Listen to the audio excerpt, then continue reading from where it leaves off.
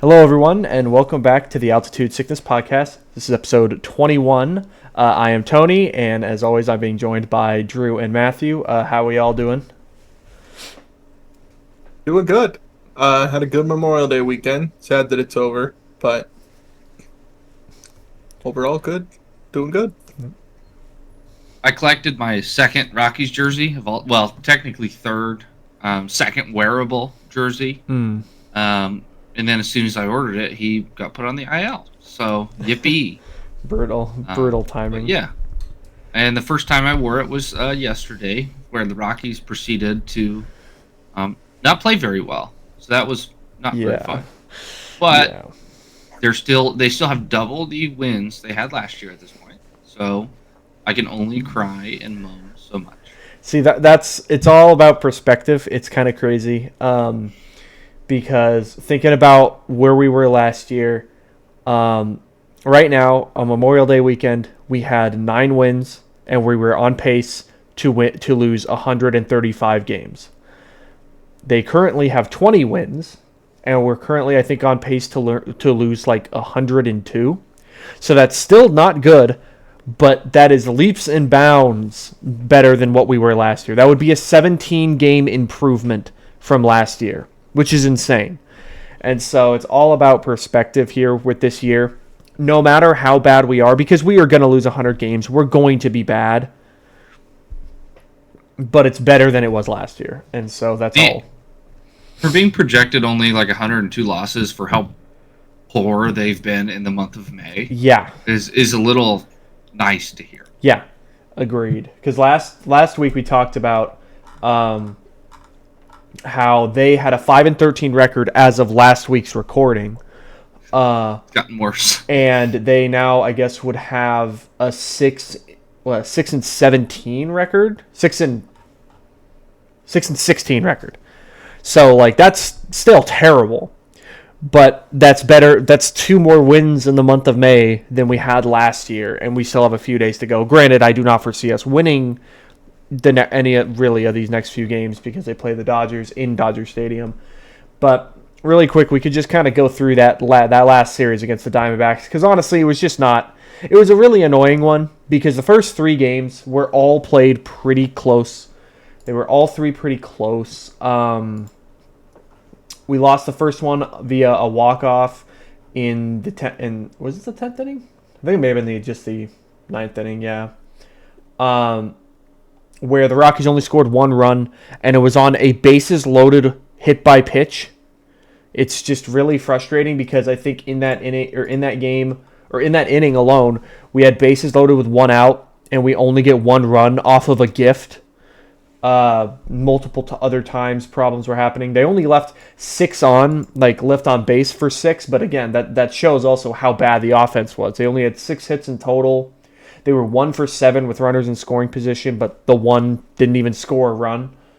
So, pretty not good showing. They got dominated by Eduardo Rodriguez, and then they lose in the 10th inning or in the 9th inning. Juan Mejia gives up the walk off to Corbin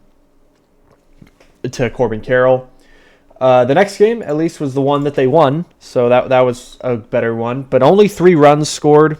So again, it was a theme. This series was just no offense at all against a pitching staff that's not that good. Like the Diamondbacks do not have that great of a pitching staff, and it's kind of annoying that's how it had to go down. Was the Rockies did not really put up much offense. But in that game, T.J. Rumfield had a double. Sterling Thompson got his first extra base hit, and he scored his first run off of a Chad Stevens single in I think it was the 9th inning. Yeah, the 9th inning. They came back. They were down 2-1 going into the 8th, and they scored 1 in the 8th and 1 in the 9th inning. So that was good to see. Tovar had 2 hits that day. So, and then pitching wise, Sugano pitched really well. And so that was good to see. But then those next 2 games, I mean, they lost 4-5 on Saturday. Nothing, I don't think really much of note happened. Like they were down 3-0. They were down 3-0 in the 4th. They scored 2 runs and they got a little bit of momentum. and then they just get knocked for 2 more runs. I think it was a Ketel Marte 2-run home run that really just kind of sent that game into the Rockies lost. Even though they kept it close for the rest of the game, the bullpen did not allow another run. It really did not feel like the Rockies had much momentum going.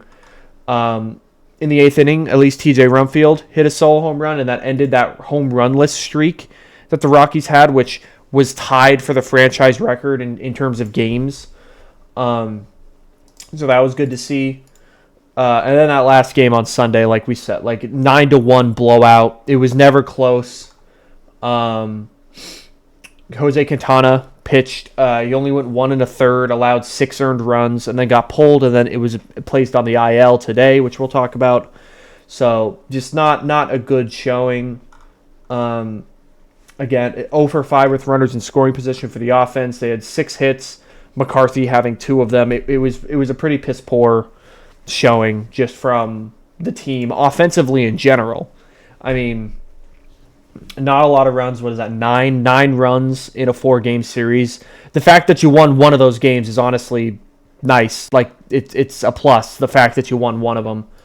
And they could have won 3. Yeah, which is the wildest part of it. Yeah, 3 of those games were 1-run games. Probably should have pulled out one of those games. Like that first one especially really hurts with that bases loaded situation. But that's just how it goes. In the series in total, in terms of like highlights, Rumfield had 5 hits, including the home run that I talked about. He also had a double with 2 RBIs. So he had a solid series. Johnston kind of just continues to do his thing. He had 4 hits with an RBI. He has stolen base. He also walked 3 times, which, you love to see. Tovar had 4 hits. He's been having a little bit better at-bats. No walks in this series, but he's been slowly getting a little bit better, which is good to see because he needs to get better. And he also had a double. And then in terms of pitching, which, in all fairness, the first 3 games, mostly the pitching was good. Like, other than Michael Lorenzen's start on Saturday, all the starters and the bullpen were great up to that point. And 2 people of note that I wanted to mention, Sagano went 6 2/3. That's the first time I've seen a starter go into the 7th inning in a while. I feel like they usually kind of get shut down after that 5th inning and 6th inning, and they don't go back out there. And it really stunk that he couldn't get through the full 7 innings, but it was good to see.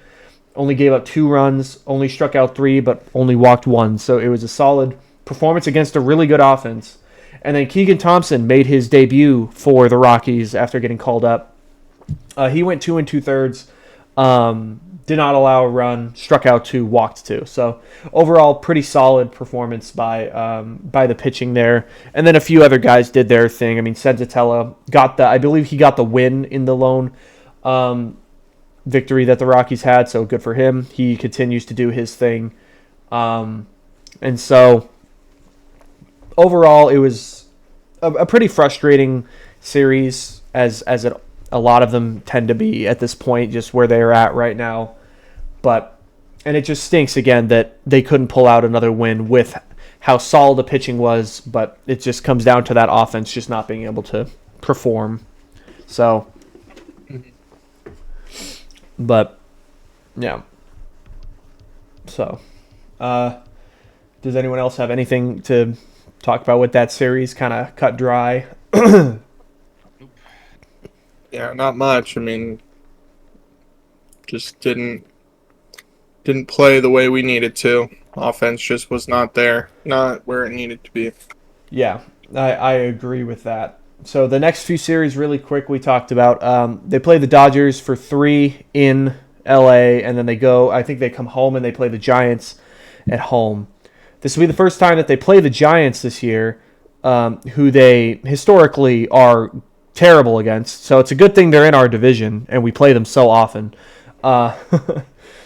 So with 6 games going this week, I believe is what it would be. Yeah, it'll be 6 games. Yeah. I am forecasting them winning one of them. I'm not to be doom and gloom here, but they don't play well against the Giants, no matter how bad the Giants are. And the Dodgers I mean, last series, the Rockies split the Dodgers series last time they played, but honestly, this feels like a completely different Rockies team right now, both offensively and pitching. It does not feel the same, and it's honestly kind of scary because it could go pretty bad. So let's hope for the best. Let's hope that doesn't happen, obviously, but we'll just have to go from wherever and see what pitching can do. I would be happy if the Rockies won 2 games out of these 2 series. Luckily for them, they face Emmett Sheehan, who they shelled last time, and some other dude that I don't know, Eric Lauer. Oh, he was almost a 7 ERA. He was on the Blue Jays and he was DFA'd. So he's going to go to the Dodgers and become the Cy Young candidate. And then Wednesday they face Shohei, who's the projected starter. So, great. If they could sneak one by there and then just hopefully win one against the Giants. Because, yes, the Rockies do play the Giants terribly and always have. But this is also a different Giants team. Yeah. Like, this Giants team is abysmal. Yeah. They are. The talent that's on their roster. I think they are worse than what they expected to be. I mean, there weren't really that many expectations, but from everything I'm seeing, for how they're 2 games up on the Rockies. Yeah, for how much, because you think about this, like you think about the people that they have, like they have both. They're paying Willy Adames and Rafi Devers both almost $30 million each, whereas the Rockies don't have two guys that are paying that much money. And in all fairness, those guys are playing and providing at least some value as opposed to literally nothing. But that's not the point. But yeah, who knows? We'll just have to see. And the Rockies being at home is a little bit better because they also play really bad in San Francisco. So hopefully that can lead to better things there. But yeah, we'll just see. We'll see what happens. And then we'll go from there. Next on the agenda, so Rockies moves. So quite a few moves were made in the last 4 days. Really, like 3 of them happened today. So a few big ones. Wellington Herrera. So he's a reliever prospect for the Rockies who has been pretty hyped up a while because he can hit like 99, and he's got a pretty good slider as well. He got called up, and so he will be on the Rockies roster for the next few series or however long they want to keep him up. In AAA this year, in 22 innings, he had a 5.16 ERA, which, your ERA is going to be high in the PCL, so that's not the best number to look for. The thing that I like is the 34 strikeouts in 22 innings, so, over a strikeout an inning. We love that. The scary thing is the 15 walks. So that's something that I think he's dealt with a lot in his career. Is he has the ability to strike guys out, but he also does walk a lot of batters, and so hopefully he can keep that down a bit. And then a few other interesting things happened. So last week the Rockies DFA'd 2 different players. They DFA'd Blaine Crim and Carson Palmquist, the pitcher. And in the last few days, Blaine Crim was claimed off waivers from the Texas Rangers, where I believe he came from last year, where we got him. So he's going back to where he went. And then Carson Palmquist was traded to the Nationals for our favorite player, cash considerations. And so hopefully he can, hopefully it's just a change of scenery thing. Because it was not going to work here. It was pretty clear that it was the last front office were high on him. And this front office just did not see much value in keeping him on the roster. So hopefully he can go and do well with the Nationals there. And then they also acquired a pitcher. They actually acquired Andrew Baker from the Phillies, who is a Double-A pitcher. So it was a minor league trade. And in Double-A this year, in 17 innings, he pitched to a 2.65 ERA with 25 strikeouts to 5 walks. So again, more strikeouts than innings pitched, and a pretty low walk percent. That's a 5-1 strikeout to walk, which is really good. So hopefully they found something with him, and he can, work his way up. And I'm assuming that might be kind of like a a move to like offset that Willington Herrera. So maybe soon some other reliever will go up to AAA to fill in that role. And so that'll be good. So hopefully that'll work out for the Rockies there. But other than that, that's the moves that they've made. Nothing like crazy yet. Because we are still 2 months from the trade deadline. Like, it's still a pretty far way away. And then naturally, of course, quite a few players are getting placed on the IL. I don't know if we mentioned... I don't know if it was on the last... No, I guess it wouldn't have been. Mickey Moniak was placed on the IL this past week. He did something with his foot in Pittsburgh, and he's been playing through it for a bit, but they finally decided to bite the bullet, put him on the IL. They said it was a sprained ankle. That was what it was, yeah. Yeah, it was a sprained ankle. Which is crazy that he was playing through that. I didn't know that. Yeah, he was playing through it for almost a week, and then he decides, I can't do this, which I'm just like, dude, like, why are you doing this? But whatever. And then Jose Quintana also got pulled from his start against the Diamondbacks, and he was placed on the IL with left elbow discomfort, so fun stuff. But a few good things of note. Ryan Feltner made a few rehab starts, and it was pretty good in Albuquerque, so he's coming back. So and a good time too, because the Rockies need some rotation depth, because it's just we're starting to lose it. Especially now that they've kind of moved Senza into the high leverage, like 2-inning max spot. They don't have him for 6 innings anymore to relief. An injured starter. So. Yep, I agree. So, but those are the moves. Fun stuff as always. And so now we're gonna do a little I feel like this is a decent time. We're like, I think we're probably like 20% of the way through the season at this point, maybe a fourth of the way. Probably something like that. I think we're slightly over a quarter of this season. So we should see. We're doing player grades, and so. How this is going to work is I pretty much just pulled every player that's played for the Rockies off of Baseball Reference, just kind of going down the list. And so we'll just go through them, and then we'll, talk a little bit about them. We don't got to spend too much time on each guy.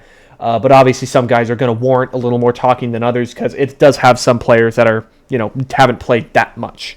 And so, and Drew, you said you want to do it where you're going to list off just your letter grade, like your actual letter. Yep, and we can discuss if needed. Yep. Hunter Goodman. Yep. B-. Okay. Slightly underwhelming, but fine. Mm-hmm. His WAR is much higher than I thought, but he is staying steady. Like he's serviceable. Mm-hmm. He's slightly above serviceable at this point, which is fine.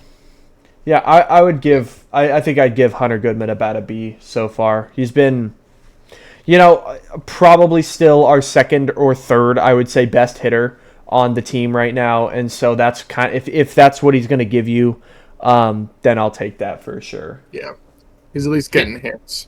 His strikeouts are ugly. That's where the one thing, and I know that I think I sent this in our group chat last week. I forgot what game. I think it was the Saturday game, the 4-5 game. Where he struck out, high leverage at bat. It was the last out of the game. He took 2 balls, so it was a 2-0 count, and then whoever was pitching for the Diamondbacks threw 3 straight sliders, all out of the zone, not even close. And he just swung and missed at every single one. No adjustment made, no anything. And I was just like, that is so aggravating to watch, because it's like, what did you see in the first 2 pitches that you're now not seeing? Like, his approach has always been, I'm going to swing as hard as I can every time. And it's worked to a certain degree for up to like now. But we're starting to see what happens when he's not on time, or when he starts not seeing the ball well. Like, and obviously that's going to happen. You're going to swing and miss more. And so, I don't know. I feel like he should just I think he doesn't need to put all of his force into every swing, because that's what happens. Well, he's getting kind of the Tovar effect at this point. Is that managers and opposing pitchers starting to realize, I can get this guy out without throwing a ball in the zone. Yeah. And so they're going to keep doing it just like they did to Tovar until Tovar just stops swinging at it. Mm-hmm. And so then now that he kind of made the adjustment that he's no longer going to swing at sliders 5 feet off the zone, and he's starting to get hits again, and he's starting to turn it up, which we'll talk about shortly. But yeah, pitchers are starting to realize that Hunter Goodman swings at baloney, and instead of deciding to give the Rockies like second best hitter a hittable pitch, they'll just throw it out of the zone and they'll strike him out. Yeah, yep, that's where we're at. But all right, probably the most exciting grade, probably my second highest of the bunch. TJ Rumfield, I give him an A-. Yeah, I mean, because like going into this year, like again with spring training, he had a pretty solid spring training, but it was full on. We're banking on a boom here. Like like anything is going to be positive because it was the trade. Like we just needed some first base help, and he won the spot, and he immediately showed why he won it because he hit that home run like the second day of the season, and he had a little bit of a slump in April, about like at the end of April, but in May he has been very good, and so that's awesome. And as I'm watching the game right now, I just watched him walk into the clubhouse after getting hit in the hand, so that's just awesome. Sick, whatever. But yeah, he's been probably, like I said, he's probably been the second best hitter on the team other than a guy that everyone knows right now. And his defense has been pretty solid at first too. Like he's been overall just a nice addition to this team. Defensively, he gives me very loud Tolia defense vibes. Yeah. And it's honestly really refreshing compared to last year where it was Orlando Arcia dropping the ball. Yeah. Or Troy Johnston this season literally not being able to physically catch a baseball. Yeah. Yeah. With the first baseman. So, it's nice to see. Mm-hmm. I agree. He's probably the best defensive first. I mean, besides Tolia, probably one of the best defensive first basemen we've had in a long time. In at least probably 10 years. Because Crone was fine, just because he was a big dude. He was fine. But, I mean, you start going back, like, Montero was awful. Every veteran we've ever signed is just past their prime. Mark Reynolds was historically terrible at first base. So it's just like... Yeah. And then Desmond, of course, was a natural shortstop, and so we put him at center and first base because we're smart. So... Bill Schmidt movement. That wasn't even him. That was Jeff Bridich. But at this rate, dude, I think Jeff Bridich may have been a better GM than Bill Schmidt. But that's not the point. That's a separate argument that we don't need to get into right now. But yes, good on TJ Rumfield. Third, Edward Julian. I give him a B-. He's sliding a little. His defense is terrible. Yeah. But man, does he come up in clutch situations. Yeah, and it's not like he's hitting bombs. Like it's that single that just really gets the ball rolling for the offense. Mm-hmm. So, and he is sliding a little bit, so B- might be a little high for him. Mm-hmm. But still thinking back and last, we're 2 months into the season. I think B- is fair. See, like to counter that or to go off of that, I think if we did this like 2 or 3 weeks ago, like 2 weeks ago, let's say. I think I would be right there with you. I would be giving him a B-. I'm going to read you his stats in May really quick. I'm sorry, but it's just part of it. So in 55 plate appearances in 17 games in May, he is currently hitting 060, 145, 060 for a 205 OPS. So I think I can't give him anything like higher than like a C- at best because he was great in April. He was great in March and April. He had an 839 OPS. He was solid. I don't care how bad his defense was. He was good at the plate. He got his walks. He did his thing. But he has been so bad in May that I cannot give him anything higher than a C- right now. And I'm just hoping that this is just a bad stretch that he could just break out of at some point. But it has been so bad that there have been a multiple times where Warren Schaefer has not pinch hit for him, like he has been on the bench ready to pinch hit when like a righty comes in the game to pitch, and Warren Schaefer has actively left in the right-handed hitter because he's like, Edouard Julien is on such a bad slide. He did that, I think, at least twice in the Diamondback series. So it's pretty rough riding right now for Julien, and I'm hoping that he can come back, like bounce back. But yeah, I hope so too. I know we were talking about that last week, Anthony. It's so sad. Yeah, so sad to see. Mm-hmm. But okay, fourth, Ezekiel Tovar, C-? Question mark. I think I would get. The defense cleaned up. Yeah. He had 3 errors in like the first 10 games. Yeah. And he's not committed 1 cent. Yeah. He's starting to turn it around. This might be like recency bias, but he's slowly starting to turn it around, which is fine because it's a long season and he's like 24 years old. Yeah.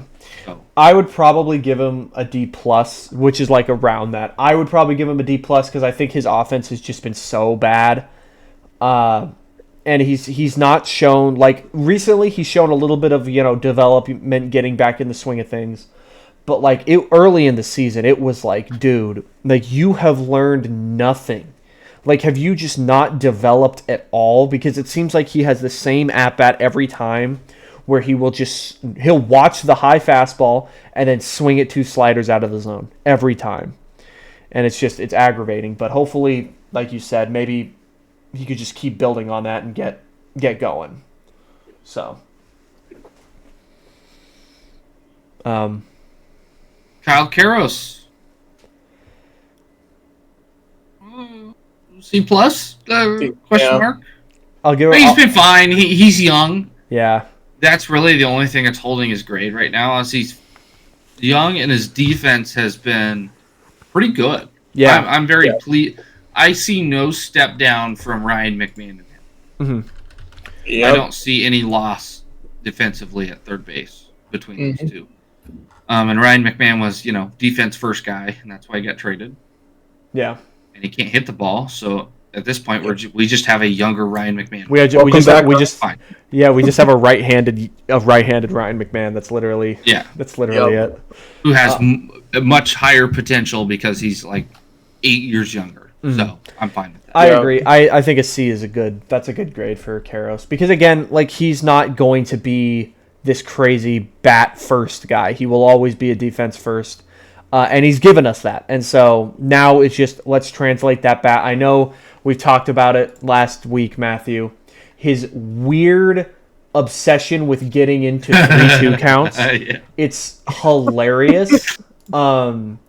There's somewhere I'm really trying to do this fast, so we're not just sitting on his thing for a while. God dang it, dude! I don't remember where it is. But, I mean, it's like here it is. So he has currently 42 plate appearances that have ended in a 3-2. He has gotten to a 3-2 count out of his however many it is. I don't know how many plate appearances he has in total, but 42 of his. Jesus, I'm trying to find it. Okay, this is just taking way too... of 173. So 42 of 173. So does someone have math really quick? 42... That's like 25, like 28% or something. 24%. So he's almost a quarter of the time he is ending his at-bat with a 3-2 count. Now it's just a matter of translating that into getting results from it. That's now what he's got to do. Which is like the most anti-Rockies batter of all time, which is awesome. Yeah. So, I'm not upset. Yeah, the problem is that he gets into those 3-2 counts and then just strikes out. Yeah. I wonder what his strikeout rate is. Does this have his strikeout rate? I don't think so. No. But I bet it's not good. But yeah. So that's just where we're at with him. So I'm happy with Karros. I'm happy with him so far. Mickey Moniak, B+. I mean, he's done everything and more at home, but in quotations or in parentheses at home, which is fine. I mean, the Rockies play half their games at home. Yeah. So he's been good. The great part is he's been so good at home and so like mediocre on the road. That's the thing. He's not going to get traded. That's the thing. You would think the way some people talk about him on like online that he would be the worst hitter in baseball on the road. He's like fine. He has like a 700 OPS on the road. Like he's fine. That's what I mean. Like he's just fine. Yeah. But I do think that's gonna prevent him from being traded because I don't think the Rockies are gonna see enough value. It'll at least prevent big packages coming back for him, type of thing. It'll just be interesting to see what happens, honestly. Like I'm interested. Yeah, he has a 771 OPS on the road. Like, I don't know what the average is right now, but I think it's probably less than that.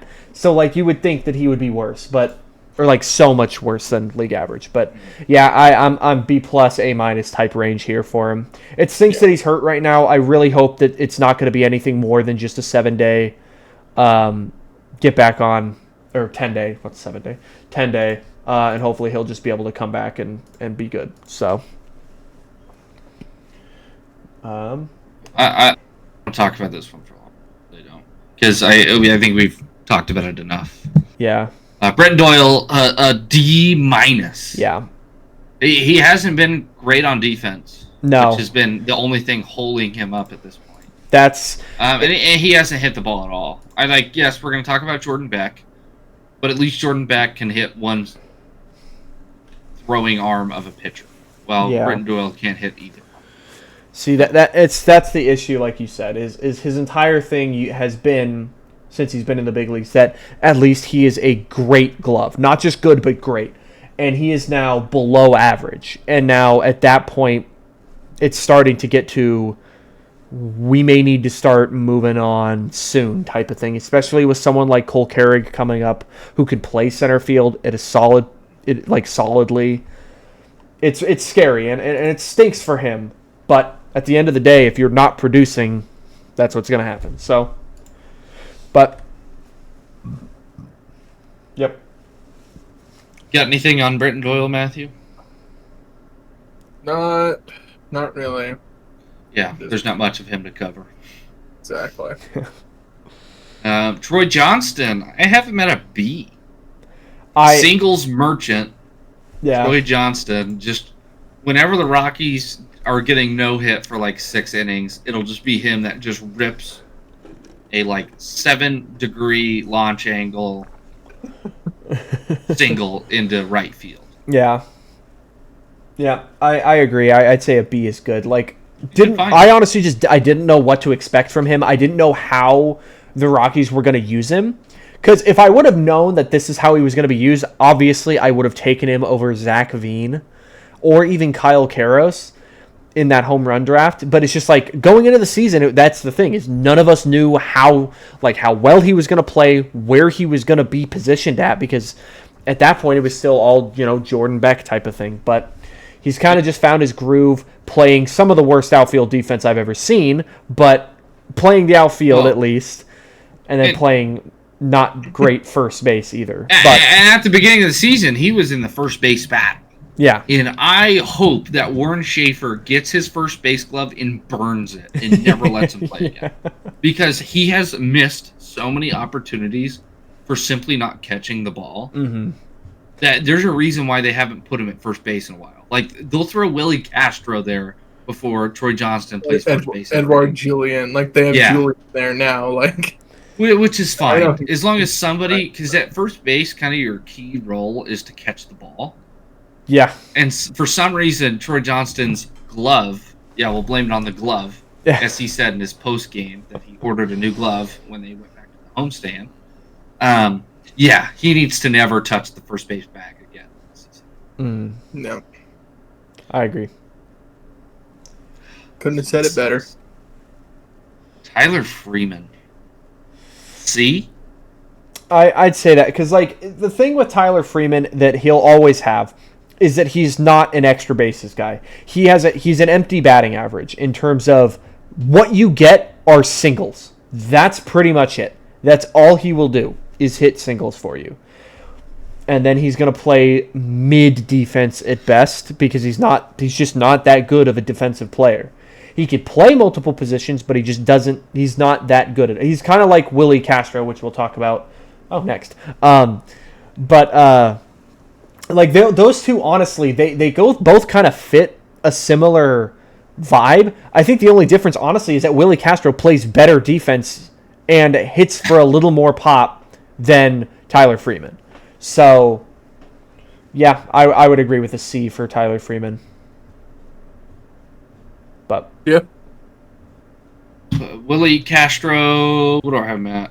C+, which is probably fair. Yeah, I think so. Like 6 WAR is pretty surprising. Yeah, he has higher WAR than I expected, at least. I thought it'd be like lower. Most players. So, and I think a lot of that might be just from that defense. He's also had some solid, like, he's been getting better, I think, as the year's gone on. So, but, yep, I agree.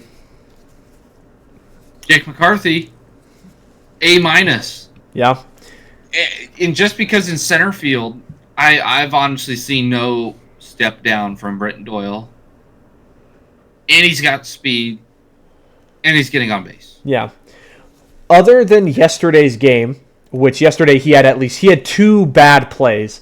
Other than yesterday's game, he has been, I think, fine in defense in center field. Offensively, he's been pretty solid. And then, he's got that speed element, and he's been good on the base paths, and it's been really nice to watch and pretty good for the Rockies. So, yeah, I would agree that it's been good for him. So, well, plus if you compare him to current Britton Doyle, then I agree. There's no step down.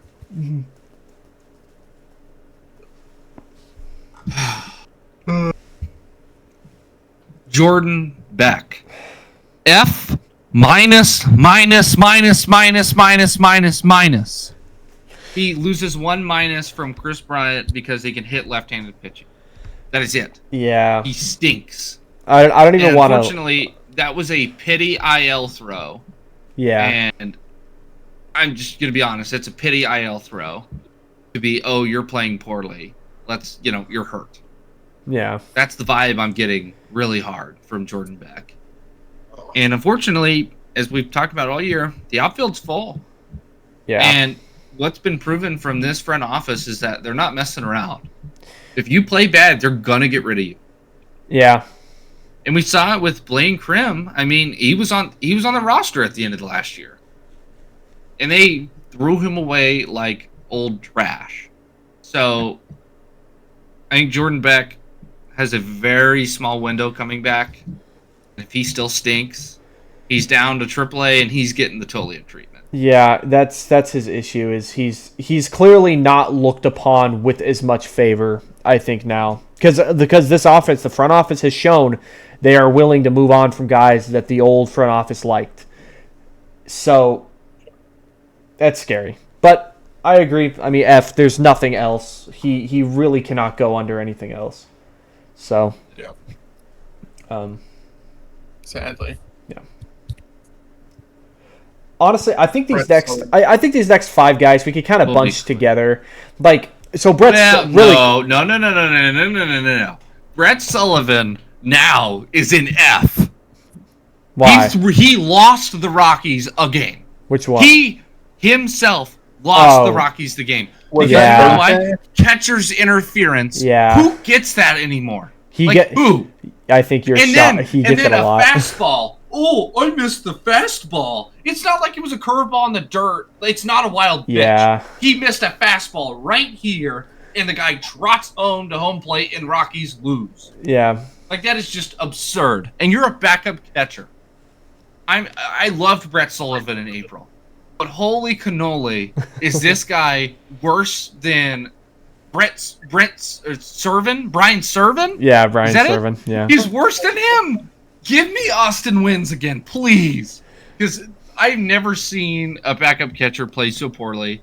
And yes, that's recency bias, but I do not care. A backup catcher should never lose a team a game. Yeah. You get paid league minimum to catch the baseball. Yeah. It is not hard. And getting catcher's interference is just completely unacceptable. You have no reason to be in the batter's grill. Yeah. At all. I don't care how long of a swing they have. There's no reason. And was there 1 out or 2 outs at that point? I think it was 1. And it was a 2-2 count. Yeah. And he just fouled it off. It was not a confident swing. So I was very confident in the pitching there on that at bat. And then, lo and behold, bases loaded up, which wasn't his fault. But he misses a fastball, and the guy who got the catcher's interference scored. My rant of Brett Sullivan's over. Because Brett Sullivan D. Okay. That's all I have to say. All right. I think it's fair. So these next 4 guys, I am going to combine. I think that they just don't have enough time. It's Serlin Thompson, Braxton Fulford, Chad Stevens, and then Ryan Ritter. I'm just going to have to see. They're all young or kind of just come up right now and they haven't played enough. That's fine. So then pitcher-wise, I think there's more pitchers than position players. So yeah, we'll run through this pretty quick. Yeah. It's not going to be very hard. Sagano's probably been the best starter of the I'm giving him like an A. I think he's been great. You know what you're going to get. Yeah. He gives up 2 or 3 runs, but he'll pitch 6 innings plus. Yeah. Which is perfectly fine with me. Yeah, I love Sagano. I'm big on him, so I'm happy with him. The worst grade of the draft. Yeah. The worst qualified starter in the Major League Baseball. Yeah. Michael Lorenzen. F minus. Yeah. He stinks. I remember when he was so excited to figure out the Coors problem. He was going to figure it out, guys. Hey, we figured it out. He did not. Actually, we did figure it out. Just don't be Michael Lorenzen. But it's just like anything I'm doing. Yeah. It's like seeing Connor Siebold on the mound. Boy. I am in shambles when I look at when I look at the starter for the day and it's Michael Lorenzen. I just immediately get sad. Yeah, it's pretty bad. So, unfortunate. Quintana? See? Yeah, he's been fine. He's had a few duds, but he's also had quite a few that it's like some of his losses are not his fault. He's done the 5 2/3, only allowing 2 runs at Coors Field, and the Rockies score 1 run and lose because they can't hit. So he's been fine. I've been totally fine with Quintana. He has been walking guys a lot more than his career, so that's kind of annoying. And I don't know if that's pitching coach kind of messing with stuff or what, but overall I think he's been fine. Kyle Freeland, F, the hometown hero, trotting on the mound. I'm surprised he hasn't got any blisters yet this year. Yeah. But he has been terrible. And the Rockies are going to re-sign him again, and he's going to be the opening day starter again, and the Rockies are going to lose their opening day game again. Yeah. Yeah. Freeland, unfortunately, has not been good this year, so pretty unfortunate. So, and I don't have an emotional tie to him as much as you guys do because you guys saw him when he was good. The 1 year. But I have not seen him good ever. Yeah. And if you look at his baseball reference page, he is declining. Yeah. It's not good. It was him and Senzatella was the same thing. They both signed an extension in 2021, and each year they got worse and worse and worse and worse. And right now they've just Senzatella is arguably the best pitcher on our team and one of the best relievers in baseball, and Freeland is the 3rd worst starter in baseball. It's just not been good. It's very unfortunate. Feltner, it's kind of hard because again he got hurt. He's been hurt for so much, so I don't really know if I want to count his too hard against him. So hopefully he'll come back and prove us wrong. But Vodnik, he's frustrated. D-. He's frustrated me, dude. he has so much potential to be good, but he continues to do this thing. I'll never forget. There was some Twitter. It was some I forgot who it was, but on Twitter there was just this guy that posted. It was a clip of Vodnik giving up a home run to Teoscar Hernandez like 2 years ago or last year or whatever it was, and it was like every time I see a highlight of this pitcher on the Rockies, it's him just throwing 100 miles an hour down the middle. That's every time. That's all he does. Is he throws hard, but he throws it in the zone, and it's really really annoying to watch. So I don't know.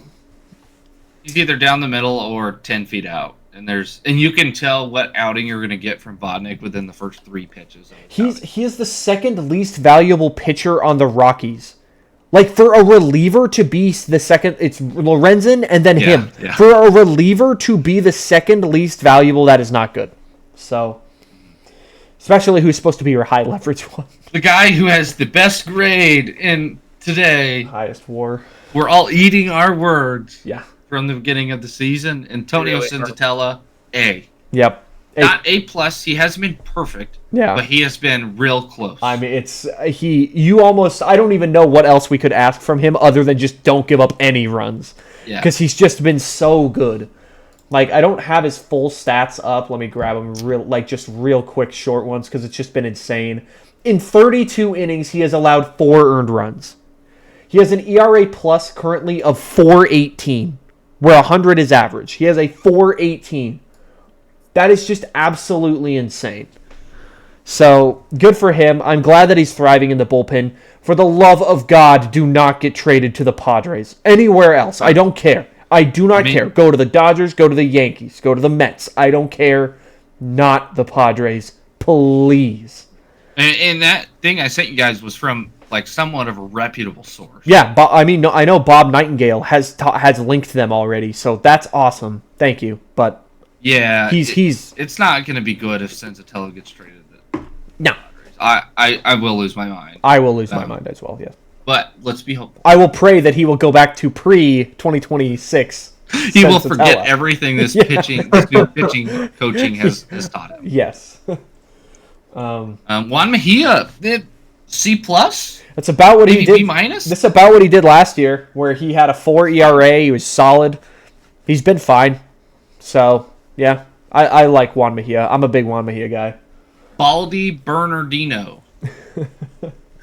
He's been okay. He's been okay. He had a pretty good start to the year. Other than when he was an opener, he was really not good as an opener. But when he was a reliever, he was really good. And I think in his last 4 games, he's allowed runs in 3 of them. So he's been a little bit on a downward slide. But overall, he's been fine. The Rockies need to get another lefty reliever. Please, for the love of God. Honestly, I think people have been telling him there's a rule that you can only have one. Because I swear they've only had one for 4 years. That must be Dick Monfort's. Yeah, it's one rule. Only iron fist. I only want one left-handed pitcher. And that's why they got rid of Carson Palmquist. It's we could only have one. Yeah, it's true. Not much on him. Jaden Hill, B+. He's only had, I can think of probably 1 or 2 bad outings, but other than that, he's been solid. Yeah, I mean, I've said this many times. He's probably my favorite reliever right now, other than Senzatella, but that's just because he's been good. But I really like Jaden Hill. I like his stuff a lot. He reminds me of Tyler Kinley when he was good for the Rockies. He has a really tight slider, and I just think his fastball plays up. He also is good against lefties, which they need because they only have one dude that's a lefty. So he's good against lefties. So we like that. Oh. Can't see much of it. Yeah. Chase Dollander. Chase. C+. He's been fine. Yeah. I think he's really, before he went on the IL, of course, right? Literally the day after I buy this jersey.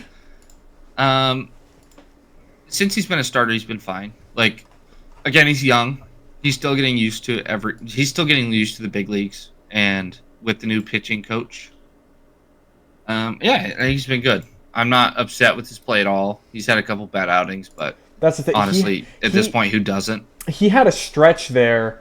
I mean, to start the year, he was really good, and then it was his third start. It was against Atlanta, who Atlanta's really good. He blew up a bit. He had the 6 earned runs against Philadelphia. He was solid. Then he allowed 3 earned runs last week against Pittsburgh, but then got taken out because of the injury. So, but yeah, I think a B is good for him. I'm back on the Agnos train. Yeah, Agnos is first start since the high school. Yeah, it's in high school. I've always, for some reason, been an Agnos guy. I don't really know why, but I mean, he's been serviceable, which is all the Rockies need, especially as a young guy. All he needs is serviceable. He's going to give you a few bad outings, but generally, like, I'm trying to imagine these guys all in a high leverage scenario coming up to the mound, getting pulled out of the bullpen. And if he was one, I wouldn't. The first 3 weeks of the year, I'd be terrified. Yeah, but now I'm fine. Yeah. His last 3 outings, he's gone 11 1/3 innings and has a 1.59 ERA. So he has been very, very good his last few outings. So yeah, I'm big on Agnos. Tanner Gordon? Yeah, Tanner Gordon. Fine. He's C-. Another long reliever guy. He's kind of filling in for what Senzatella was supposed to be, but now Senzatella's been a high leverage guy. So Tanner Gordon, he had a rough one to start the year against the Dodgers or something, but he's currently in the starting rotation right now because we're down people. So he's pretty much the fill in wherever you need pitching type of guy. So, and he'll be okay. So he's giving me Ty Block vibes. Yeah, except he's better than Ty Block. Oh man, I just still remember us sitting right next to the bullpen and we see Ty Block going and warming up. Yeah. He didn't even throw a strike in the bullpen while warming up, and then he goes out there in immediate 4-pitch walk. Yeah. That was just a funny memory. Someone who, outside of the circle of trust now, as soon as he went on, was that bereavement? It was paternity leave. It was paternity leave first, right? Yeah, and then he went on. He was it was a family emergency leave or something like that. Yeah. He has just been bad. I mean, it's Jimmy Herget, by the way. I don't think we even said his name. Jimmy Herget is who we Jimmy Herget. He's been bad. His ERA is only a 5 right now, but that's the first month of the season that is just carrying his ERA. Yeah, and he's currently on the IL, so he hasn't pitched in a bit, but I'm looking at his last few. I'm going to try and see what his last few games were, because it felt like they were really, really bad. Yeah, his last 4 outings, he has an ERA of 15.75 in 4 innings. Granted, only 4 innings, but again, he's allowed 8 runs in those innings. And that's including a scoreless inning, by the way. His last outing. So, not good. He had multiple blow-up starts in a row. One of those was in a blowout where the Rockies were winning, but still not the point. So, yeah. But honestly, I'm down to put the rest of the group together. I think so, yeah. But starting with Valente Beozo, I think. Because he blows. You can read the rest, but I'd really put them all together. Yeah, all these guys probably just go together. So Valente Beozo, Seth Halverson has come up, and he's been solid. Blas Castano, again, he's been kind of the long reliever guy, kind of going in wherever, and he's been fine. Keegan Thompson made his debut last week, I guess yesterday or whatever it was. Pitched pretty well, 2 2/3 innings, pretty solid. Sammy Peralta had 1 start, was really not good, and then I think he's just got sent back down. And I would say all those guys, let's just put them in C, because that's what we did last time. So overall, that's where we're at with player grades. Pretty, whatever right now. Not a lot of A's, sadly, but again, going into this season, that's not really what we were expecting. This team is not good. We've said this multiple times. They're still a 100-loss team, but they're better than they were last year at least. So if we don't have anything else on player grades, I'm just going to do a little bit of minor league stuff. So yesterday, a international prospect that the Rockies have had for a while, like since like he was 16 or 15 or whatever. Made his pro debut in Fresno last year. It's Ashley Andujar, and he went 2 for 4 with a double and a home run, which was really cool because he's been like hyped up. I've seen a decent amount of international hype up with this guy because he's a shortstop and he plays really solid defense and he has good hit tool, and so that's really cool to see. And then this is just not as fun, but Ethan Holiday. He got hurt again. He's got a left foot injury, and he has not played since last Wednesday. Hopefully that'll be solved by this week, and hopefully he'll be able to get back out there and keep raking because he was doing so well, and that would really, really just put a damper on things if he got hurt and was out for a long time. So hopefully he can get back. But other than that, we got the home run draft, his final thing. Matthew, do you got that? Yeah, Okay. real quick. Third place, Drew, with 4.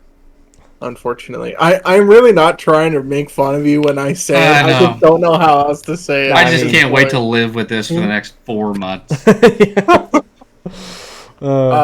Second place is me with 13, and in first place is Anthony with 19. Oh, it's I didn't realize it grew that much. I guess Brumfield. Rummy had one, and I guess just Rummy had one. But. Yeah, but do we think I'm breaking double digits this year? That's the question. You've got to. Like Castro's gonna hit like 6, I think. 3 of my players may not even be in the major leagues in September. Condon will make the major league roster by September. I think even if he plays as bad as he is, he will make it at least, and he might get you one or two. Jordan Beck, if he gets sent away, then I get someone else. Yes. Which, yay. Yeah. So It's my only hope at this yeah.